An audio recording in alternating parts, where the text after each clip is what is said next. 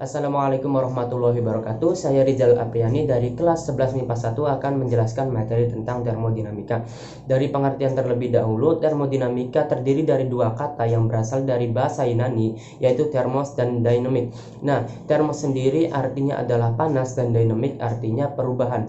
Jadi termodinamika itu adalah cabang ilmu fisika yang mempelajari tentang perubahan panas. Dalam termodinamika kita harus mengetahui apa itu yang namanya kalor.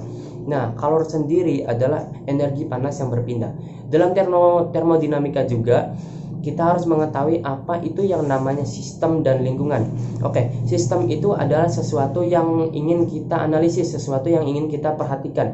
Contohnya, kita menaruh air dalam gelas. Nah, air dalam gelas tersebut itu yang namanya sistem, dan yang di luar tersebut seperti udara dan lain-lain itu namanya lingkungan. Nah, sistem sendiri terbagi menjadi tiga.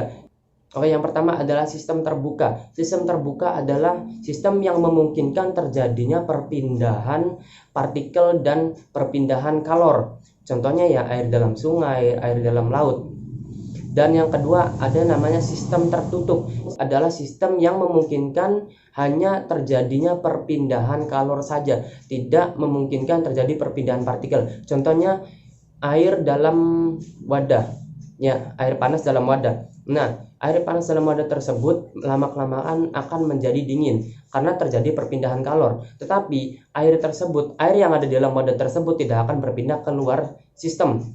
Nah, jadi itu namanya sistem tertutup. Dan yang ketiga ada yang namanya sistem terisolasi. Nah, sistem terisolasi ini tidak memungkinkan terjadinya perpindahan partikel maupun perpindahan kalor. Contohnya yang kita tahu seperti termos, yang meskipun termos lama-kelamaan bisa mengeluarkan kalor juga, kalornya bisa keluar, tetapi karena jumlahnya sangat sedikit, jadi kita anggap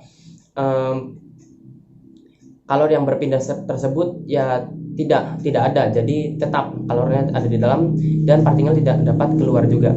Nah, setelah itu kita akan mempelajari tentang proses-proses keadaan gas dalam termodinamika.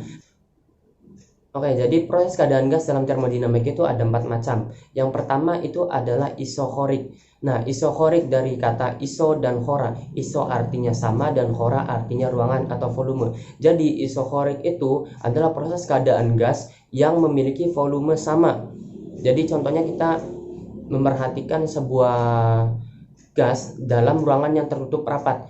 Jadi kalau dari persamaan teori kinetik gas yang hukum gas ideal PV-nRT, jika kita memanaskan sebuah gas dalam sebuah wadah atau sistem, nah berarti itu kan memberikan temperatur yang lebih tinggi. Berarti menaikkan temperatur, maka tekanan juga ikut menaik karena temperatur dengan tekanan itu berbanding lurus. Nah, tetapi dalam proses isokorik ini karena wadahnya tertutup rapat, jadi gas-gas yang ada dalam wadah tersebut tekanannya meningkat, tetapi volumenya itu sama. Nah, ini kita tahu dari yang sebelumnya kita pelajari dari bab teori kinetik gas, itu termasuk hukum Gay-Lussac. Sehingga kita dapat persamaan tekanan dibagi temperatur itu sama dengan konstan. Yang kedua ada yang namanya isobarik. Iso yang artinya sama dan barik berasal dari kata boros yang artinya beban atau tekanan. Jadi isobarik itu adalah proses keadaan gas yang dimana tekanannya sama. Misalnya kita memanaskan sebuah wadah yang berisikan partikel-partikel gas, yang berarti menaikkan temperatur tersebut berarti tekanannya juga sama. Nah, bagaimana caranya temperatur agar sama dalam suatu wadah? Nah, berarti dengan cara memperbesar volume agar saat temperatur dinaikkan tekanan tersebut tidak ikut naik tapi tetap sama, tetap diam segitu aja. Berarti kita dengan cara memperbesar volume. Contohnya kita bisa dalam wadah kita dipanaskan ditutup dengan balon.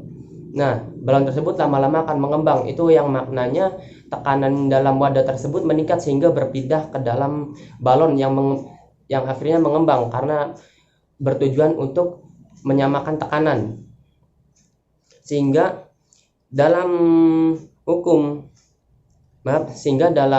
isobarik tersebut kita bisa dapat persamaan volume dibagi temperatur itu hasilnya konstan. Nah, dalam teori kinetik gas ini biasa disebut dengan hukum Charles. Oke, yang ketiga ada yang namanya isotermal, dan iso artinya sama, dan thermal dari kata thermos yang artinya kita tahu itu artinya suhu. Nah, berarti isotermal sendiri berarti proses keadaan gas yang dimana temperaturnya sama.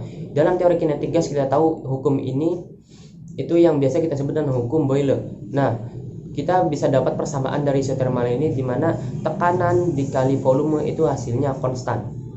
Oke, semua setelah itu ada proses yang namanya proses adiabatik. Nah, proses adiabatik itu semuanya berubah. Dari kata adiabatik sendiri, a artinya tidak, dan diabatik itu berasal dari kata diabatos yang artinya dapat lewat. Apa yang tidak dapat lewat tersebut? Yang tidak dapat lewat tersebut adalah kalornya. Jadi pada proses adiabatik ini tidak ada kalor yang masuk ataupun keluar dari dalam sistem. Setelah itu kita akan bahas tentang hukum-hukum dasar pada termodinamika. Nah, hukum yang pertama ada yang namanya hukum ke-0 termodinamika atau zeroth law. Oke. Ini dicetuskan oleh Sir Humphrey Davy dan Count Rumford. Yang biasa kita sebut hukum 0 termodinamika ini yaitu kesetimbangan termal. Itu saat mencapai kesetimbangan termal, temperatur bernilai sama. Jadi misalnya ada dua benda yang mempunyai temperatur yang berbeda. Benda A mempunyai temperatur yang sebesar 300 Kelvin, yang benda B bernilai 400 Kelvin. Nah, benda yang memiliki temperatur tinggi otomatis mempunyai kalor yang lebih tinggi juga. Jika kedua benda tersebut ditempelkan atau disatukan, maka kalornya itu berpindah. Nah, kalor berpindah itu dari temperatur yang lebih tinggi ke temperatur yang lebih rendah. Jadi pada saat kedua benda ditempelkan, kalor yang pada benda B yang mempunyai temperatur lebih tinggi itu berpindah ke temperatur yang lebih rendah, yaitu ke benda A, sehingga kalor berpindah tersebut yang membuat temperatur kedua benda tersebut menjadi sama. Yang bisa disebut dari hukum ke-0 tersebut adalah hukum kesetimbangan termal. Oke, setelah itu kita akan bahas tentang hukum pertama termodinamika atau biasa disebut dengan hukum kekekalan energi. Jadi hukum ke-1 termodinamika ini berbunyi, energi tidak dapat diciptakan ataupun dimusnahkan, tetapi energi hanya dapat berubah ke bentuk yang satu ke bentuk yang lainnya. Jadi energi tersebut tidak dapat diciptakan ataupun dimusnahkan, jadi energi hanya dapat berubah bentuk.